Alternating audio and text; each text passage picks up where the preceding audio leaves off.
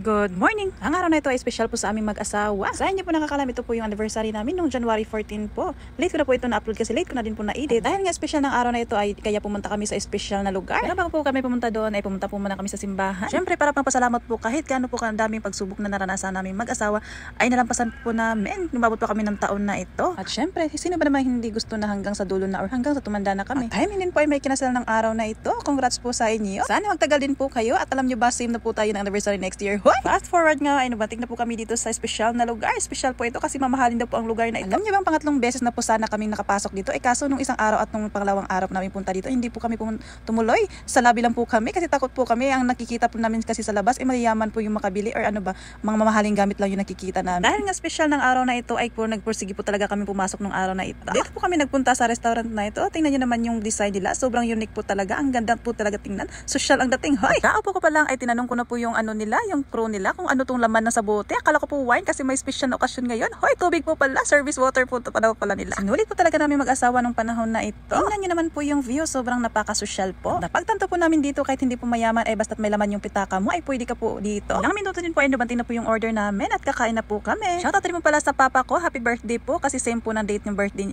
niya tapos anniversary po namin. Sa susunod na po tayo mag-celebrate. Nasa pool po kasi siya tapos kami nasa Cebu po. At ayun lang po. Salamat sa panonood. Hanggang sa muli. Bye!